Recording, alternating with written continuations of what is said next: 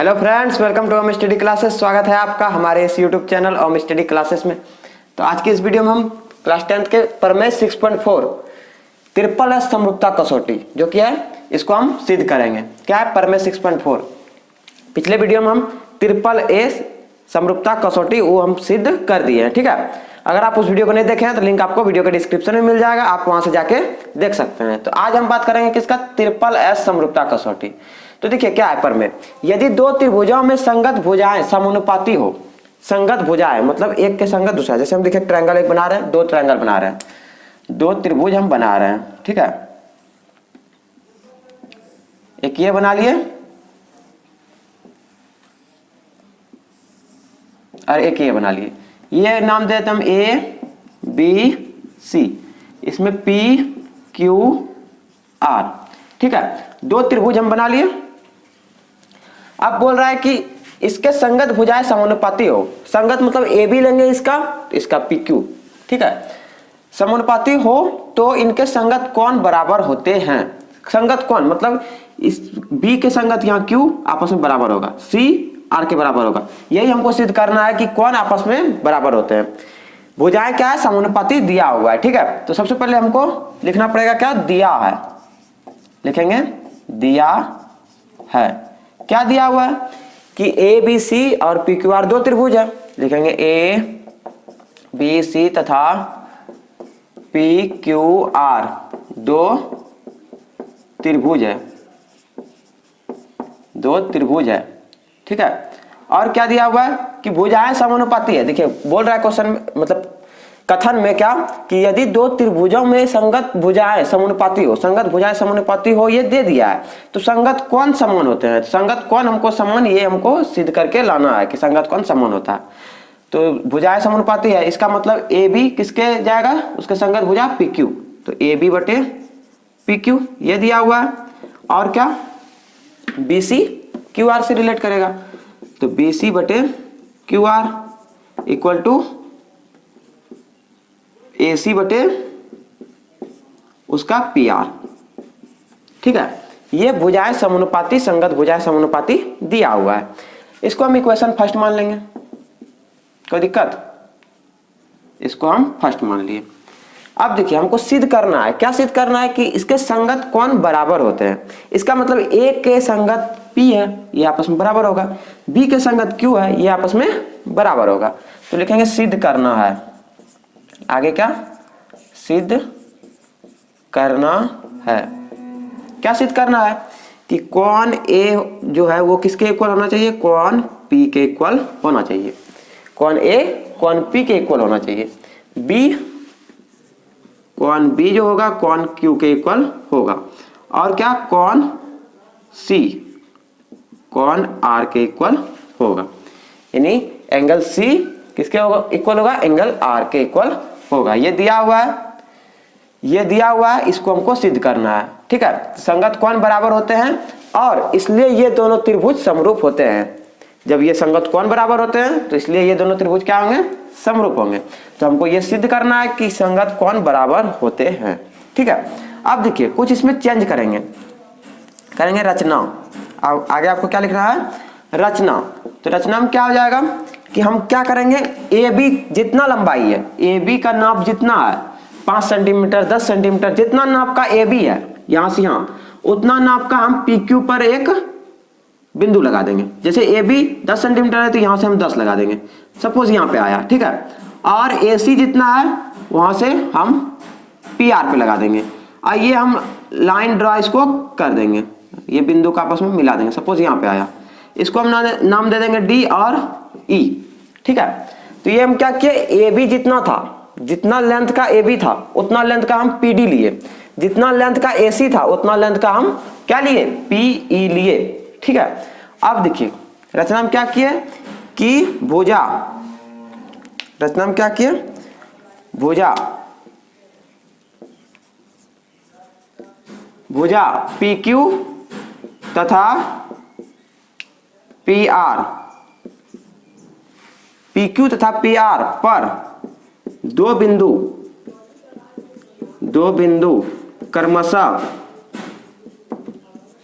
क्रमशः क्या क्या लिए? डी और ई, डी और ई इस प्रकार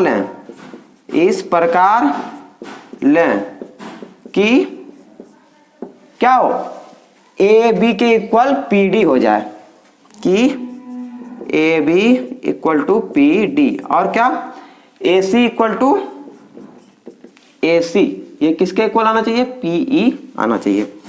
ये हम सेम नाप का क्या लिए, इसमें बिंदु ले लिए, ए सी जितना नाप का था उतना नाप का हम क्या किए, पीई ले लिए। ठीक है, अब देखिए इसको मान लेंगे इक्वेशन फर्स्ट था, इसको सेकंड, इसको थर्ड। ठीक है, यहां तक किसी को समझने में कोई दिक्कत। अब देखिए क्या करना है, अब ध्यान दीजिएगा जरा सा। और क्या किए, फिर डी को ई से मिलाए, लिखेंगे डी को ई से मिलाएं, डी को क्या किए, ई से मिला दिए। ठीक है, यहां तक समझने में कोई दिक्कत, रचना कर दिया हम। अब हम क्या करेंगे, प्रमाण उपपत्ति, यहां तक कोई प्रॉब्लम नहीं है आपको। अब देखिए प्रमाण में क्या करेंगे, देखिएगा दिया हुआ क्या, ए बी बटे पी क्यू और ए सी बटे पी आर, ये दोनों आपस में क्या है, इक्वल है, तीनों इक्वल है। तो ये दोनों का मिलेंगे, किसको, ए बी बटे पी क्यू और ए सी बटे पी आर। लिखेंगे समीकरण 1 से, समीकरण 1 से क्या, 1 से कि ए बी बटे पी क्यू और ए सी बटे पी आर। ये हम क्यों लिए, क्योंकि ए बी और ए सी हम क्या मान लिए हैं, पी डी और पीई। देखिए ए बी और ए सी क्या मान लिए, पी डी बटे पी डी और पीई, इसीलिए हम ए बी वाला और ए सी वाला टर्म को लिए। तो ए बी की जगह हम क्या रख सकते हैं, ए बी किसके इक्वल है, पी डी के इक्वल है, तो यहाँ पर रख देंगे पी डी, यहाँ है पी क्यू। ए सी किसके इक्वल है, पीई के इक्वल है, पीई और नीचे पी आर। ठीक है, अब देखिए ये आ गया क्या, पी डी अपॉन में पी क्यू और पीई अपॉन में पी आर। तो जब हम थेल्स प्रमेय में +1 किए थे तो यही होता था, पहले क्या छोटा वाला, फिर टोटल, फिर यहां से यहां, फिर टोटल। तो वही चीज है, हम डायरेक्ट यहां पे भी बोल सकते हैं कि भुजाएं क्या है, आपस में क्या है, समांतर है। लेकिन अगर आप उसको नहीं करना चाहते हैं, ऐसे करेंगे पी डी बटे डी क्यू और पी बटे ई आर, जो कि थेल्स प्रमेय होता है। वो करने के लिए हमको क्या करना पड़ेगा, इसमें -1 करना पड़ेगा व्युत्क्रम करके, क्योंकि क्या करते थे, +1 करके हम ये टर्म लाते थे, लेकिन हमको ये टर्म से वो टर्म में जाना है, किसमें, पी डी बटे डी क्यू में जाना है। तो क्या करेंगे, इसको व्युत्क्रम करके -1 करेंगे, तब ये वाला टर्म आ जाएगा। तो क्या करेंगे, व्युत्क्रम करने पर लिखेंगे, व्युत्क्रम करने पर, तो पी क्यू ऊपर चले जाएगा, नीचे पी डी और पी आर ऊपर बटे पीई। अब क्या करेंगे, -1 कर देंगे दोनों तरफ, तो पी क्यू बटे पी डी -1, इधर पी आर बटे पीई -1। तो यहां क्या आ जाएगा, पी डी, यहां P Q minus P D equal to यहां PE, P R minus P E. ठीक है, अब देखिए इधर लिख देते हैं, P Q minus P D, P Q में पी डी को माइनस कर देंगे तो क्या बचेगा, डी क्यू बचेगा। तो डी क्यू बटे P D equal to P E. देखिए पी आर में पी ई माइनस करेंगे, पी आर टोटल, इसमें पी ई माइनस करेंगे तो क्या होगा, ई आर बटे क्या, पी ई। अब फिर व्युत्क्रम करेंगे, लिखेंगे व्युत्क्रम करने पर, तो व्युत्क्रम करेंगे तो क्या हो जाएगा, पी डी ऊपर चले जाएगा, पी डी बटे डी क्यू और पी बटे ई आर। अब देखिए आ गया कि नहीं, पी डी बटे डी क्यू और पी बटे ई आर, जो कि होता है थेल्स प्रमेय। तो थेल्स प्रमेय का विलोम क्या कहता है कि जब भुजाएं समान अनुपात में विभाजित है, इसका मतलब ये रेखा इसके समांतर होगा। तो यहां पे लिखेंगे क्या, थेल्स प्रमेय के विलोम से क्या हो जाएगा कि डी ई समांतर किसके, क्यू आर के। तो डी ई समांतर क्या, क्यू आर। ठीक है, यहां तक आप नोट कर लीजिए पहले कि डी ई समांतर क्यू आर आ गया है। ठीक है, तो आप चाहे तो इसका स्क्रीनशॉट भी ले सकते हैं। अब देखिए आगे क्या करना है आपको, जब भुजाएं समांतर है, ये भुजा इसके समांतर है, तब आगे क्या करना है देखिए। अब देखिए आगे, जब ये DE और QR आपस में समांतर है तो देखिए क्या आपको यहां से नोट करना है आपको, ठीक है। आगे त्रिभुज PQR में, ठीक है, DE किसके समांतर है, QE के समांतर है। DE समांतर Q और R, QR है तो संगत कोण क्या होंगे, बराबर। संगत कोण का मतलब देखिए काम, संगत कोण समान होंगे। अब देखिए संगत कोण का मतलब कहां, जैसे ये दोनों समांतर लाइन है, ये दोनों रेखा क्या है, समांतर है। इसका मतलब ये अगर हम तिर्यक रेखा मान लेते हैं इसको, तो ये कोण और ये कोण आपस में क्या होगा, बराबर। क्यों होगा, क्योंकि ये समांतर अभी हम प्रूव कर दिए हैं। किसको, DE समांतर QR को। और यहां पर जितना एंगल बनेगा Q के पास भी उतना ही कोण बनेगा। क्यों बनेगा, क्योंकि रेखाएं क्या आपस में समांतर है। तो हम क्या लिख सकते हैं, देखिए कोण D इक्वल टू कोण Q, ये आपस में बराबर, और कोण E इक्वल टू कोण R, ये भी आपस में क्या, बराबर, ठीक है। अब देखिए जब ये कोण और ये कोण आपस में बराबर है, ये कोण आपस में बराबर है, अगर हम ये दो इस छोटे वाले त्रिभुज को देखिएगा, ध्यान दीजिएगा इस जगह, अगर हम छोटे वाले त्रिभुज को पहले ड्रॉ किए, ये छोटा वाला त्रिभुज है और ये उससे बड़ा वाला त्रिभुज है, ये है PDE और ये है बड़ा वाला टोटल PQR। देखिए यहां पर जितना एंगल बन रहा है, यहां पर भी उतना ही कोण बन रहा है, यहां पर जितना कोण बन रहा है R के पास भी उतना ही कोण बन रहा है। इसका मतलब ये दोनों जो त्रिभुज है, क्या ये दोनों त्रिभुज को हम समरूप बोल सकते हैं कि नहीं, डबल एंगल प्रॉपर्टी से, डबल A समरूपता से इसको हम क्या बोल सकते हैं कि ये दोनों त्रिभुज क्या आपस में समरूप है, क्योंकि दो कोण देखिए आपस में बराबर है। कोण D कोण Q के इक्वल है और कोण E कोण R एक के इक्वल है। तो हम इस दोनों त्रिभुज को हम क्या बोल सकते हैं कि समरूप है, ठीक है। तो हम क्या बोल सकते हैं, इसलिए देखिएगा त्रिभुज कौन सा, छोटा वाला त्रिभुज PDE त्रिभुज, इसलिए त्रिभुज PDE समरूप त्रिभुज क्या आ जाएगा, बड़ा वाला टोटल PQR। क्यों होगा, क्योंकि दो कोण मेरा मिल रहा है, ठीक है, संगत कोण मिल रहा है, एक कोण यहां मिल रहा है, दूसरा यहां मिल रहा है, यानी डबल A समरूपता कसौटी से, डबल A समरूपता कसौटी से ये दोनों क्या है, समरूप है, ठीक है। तो जब समरूप रहता है, जब ये मेरा दोनों समरूप रहेगा, दोनों त्रिभुज क्या आपस में समरूप है, तो भुजाएं क्या होगा, समानुपाती होगा। ये हम जान रहे हैं, पिछले वीडियो में नहीं, ट्रिपल A प्रॉपर्टी में हम उसको कर दिए हैं, पर में 6.3 में हम उसको सिद्ध कर दिए कि जब कोण मेरा इक्वल रहे, ठीक है, तो भुजाएं क्या होता है, संगत भुजाएं समानुपाती होता है। इसका मतलब PD के संगत क्या हो जाएगा, PQ, ठीक है। तो हम नीचे क्या लिख सकते हैं, PD बटे PQ, और क्या इसका DE बटे क्या हो जाएगा, QR, DE बटे QR, और क्या PE बटे PR, PE बटे PR, ठीक है। ये क्यों हुआ, क्योंकि जब समरूप है तो भुजाएं क्या है, समानुपाती है, लिखेंगे भुजाएं समानुपाती है, ठीक है, इसलिए ये मेरा हुआ। अब देखिए PD और PE, PD और PE, PD और PE को हम छोड़ देंगे। अब क्यों छोड़ेंगे, क्योंकि हमको PD का मान पता है, PE का भी मान पता है। PE क्या है, AC, लेकिन हमको इसके इक्वल लेके चलना है, हमको अब DE को टारगेट रखना है। देखिए AB के इक्वल PD है, हम मान लिए थे, जितना ये लंबाई का था उतना लंबाई का हम ये भी लिए थे। AC जितना था उतना पीई भी हम लिए थे, लेकिन हमको बीसी और डीई का पता नहीं है कि आपस में बराबर है या नहीं है।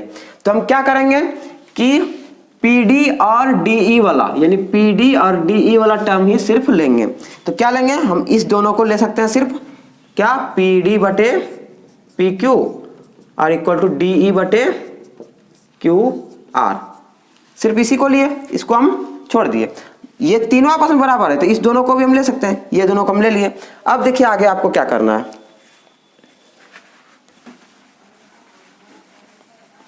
आगे देखिएगा पीडी, पीडी किसके इक्वल है, पीडी, ये ए बी के इक्वल है। तो पीडी के जगह पर हम क्या रख सकते हैं, ए बी रख सकते हैं, ए बी, और नीचे क्या है, पी क्यू, नीचे क्या है, पी क्यू, यहां क्या रख सकते हैं, पी क्यू, डीई बटे क्यू आर,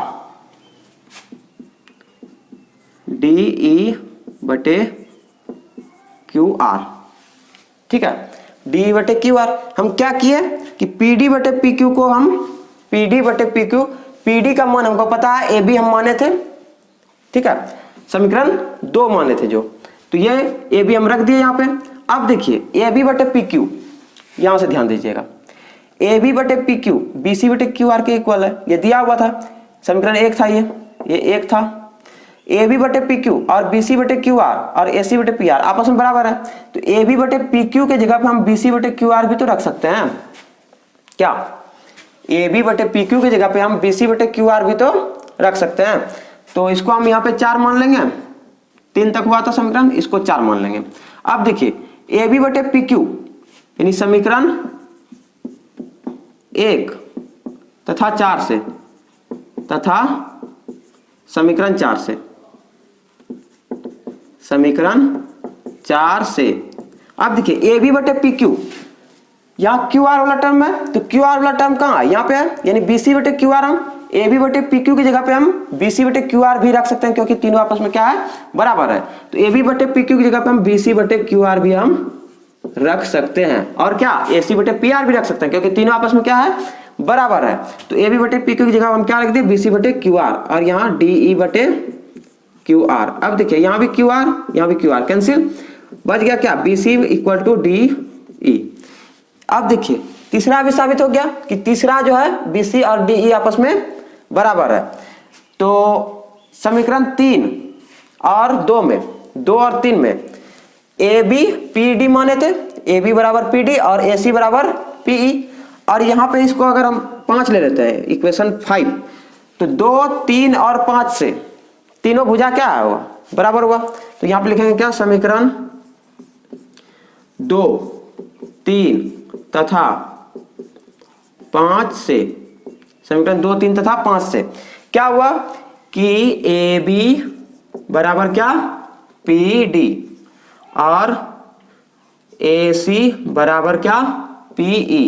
ये दोनों तो 2, 3 में था, 5 में क्या आया कि D B C, B C बराबर क्या, डी ई। देखिए जब तीनों भुजा बराबर है, ए बी पी डी के बराबर हो गया, ए सी पीई के बराबर हो गया, और बी सी डी ई के बराबर हो गया, इसका मतलब तीनों भुजा जब बराबर है तो दोनों त्रिभुज क्या होगा, कौन दोनों, ए बी सी और पी डी ई आपस में सर्वांग सम होगा। तो हम यहाँ क्या लिख सकते हैं, इसलिए त्रिभुज ए बी सी सर्वांग सम त्रिभुज क्या, पी डी ई, किससे, ट्रिपल एस सर्वांग समता से, यहाँ पे समरूपता नहीं लिखना है आपको, ट्रिपल एस सर्वांग समता से लिख देना है आपको, सर्वांग समता से, ठीक है। अब देखिए ये सर्वांग सम आ गया, ये दोनों त्रिभुज क्या आ गया, सर्वांग सम आ गया। यहां तक आप नोट कर लिए होंगे, आप चाहें तो इसका स्क्रीनशॉट भी ले सकते हैं।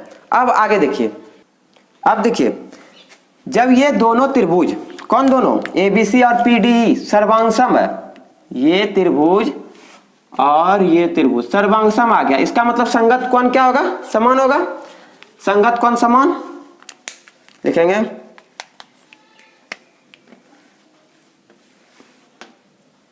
कोण ए, कोण ए, जब दोनों त्रिभुज सर्वांग सम आया तो संगत कोण क्या होंगे, समान होंगे। यहां वाला कोण यहां बनेगा, यहां जितना बन रहा है यहां बनेगा, ये दोनों आपस में बराबर, यहां जितना बन रहा है यहां उतना बनेगा, ठीक है, क्यों हुआ ये? क्योंकि ये दोनों त्रिभुज आपस में क्या आया? सर्वांग सम आया।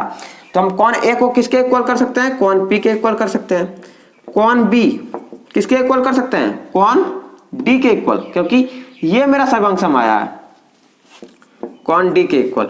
अब देखिए कौन डी ये भी तो बराबर है कौन क्यू के। कब? जब हम ये थेस प्रमेय का विलोम लगाए थे तो ये दोनों रेखाएं समांतर था, तो संगत कौन क्या होंगे? समान होंगे। हम कौन डी इक्वल टू कौन क्यू कर दिए हैं पहले, तो हम डी के जगह पे कौन क्यू भी रख सकते हैं। तो देखिए कौन बी बराबर भी कौन क्यू आ गया, ठीक है, और ये भी आ गया। और तीसरा क्या था कि कौन सी बराबर क्या होगा? कौन ई के बराबर होगा, सर्वांग सम त्रिभुज है, कौन ई के बराबर। अब ई किसके इक्वल है? आर के इक्वल है, जो कि हम थेस प्रमेय का विलोम लगाए थे। ये भुजाएं इसके समांतर आया था, तो क्या होगा? संगत कौन समान होंगे। तो ई किसके इक्वल है? कौन आर के इक्वल है, हम पहले निकाल दिए हैं। तो कौन सी भी आ गया आर। अब देखिए ए पी के इक्वल आया, इसलिए लिखेंगे कौन ए इक्वल टू कौन पी, कौन बी इक्वल टू कौन क्यू, और कौन सी इक्वल टू कौन आर। यही हमको सिद्ध करना था कि संगत कौन भी समान होते हैं, ठीक है, प्रूव्ड। अब ये क्यों इक्वल आया? जब ये दोनों त्रिभुज आपस में सर्वांग सम है तो संगत कौन क्या होंगे? समान होंगे। यहां पे आप लिख सकते हैं संगत कौन। किसके संगत कौन? दोनों त्रिभुजों के संगत कौन। संगत कौन क्या होते हैं? जब सर्वांग सम होते हैं तो संगत कौन बराबर होते हैं, और भुजाएं भी बराबर होते हैं। भुजाएं बराबर से हम क्या किए? सर्वांग सम निकाल लिए। तो यही हमको सिद्ध करना था। तो प्रमेय 6.4 में इतना ही था जो कि हम सिद्ध कर दिए। इसको कहते हैं हम क्या? ट्रिपल एस समरूपता कसौटी। किसको? इसको। क्यों कहते हैं ट्रिपल एस समरूपता कसौटी? क्योंकि इसमें क्या दिया हुआ है? तीनों भुजाओं यानी ट्रिपल साइड। एक साइड ये हो गया, फिर साइड और साइड। देखिए साइड साइड साइड, इन तीनों भुजाओं संगत भुजाओं का अनुपात क्या होता है? समान होता है, अर्थात समानुपाती होता है। तो तीनों भुजाएं क्या होता है? समानुपाती। इसलिए तीनों भुजाओं से हम निकाले क्या कि कौन भी बराबर होता है। तो जब तीनों भुजाओं से हम कौन को निकाले तो क्या? ट्रिपल एस हो गया ही। अगर हम तीनों कौन से क्या निकालते? तीनों भुजाएं समानुपाती है तो उसको हम क्या बोलते हैं? ट्रिपल ए, जो कि हम पिछले वीडियो में इसको सिद्ध कर दिए हैं। उसमें क्या था कि ये दिया हुआ था, ये निकालना था। इसमें क्या है कि ये दिया हुआ है, ये निकालना है। जस्ट विलोम जिसको कहते हैं, अपोजिट, ठीक है। तो आज के इस वीडियो में इतना ही रहते हैं, मिलते हैं फिर अगले वीडियो में। नेक्स्ट वीडियो में हम प्रमेय 6.5 को भी सॉल्व करेंगे, यानी सिद्ध करेंगे। तब तक के लिए बाय बाय, जय हिंद। अगर आपको वीडियो अच्छा लगा है ज्यादा से ज्यादा इसको लाइक कीजिए, शेयर कीजिए। चैनल पे अगर नया है तो चैनल को सब्सक्राइब भी जरूर कीजिएगा। Thank you.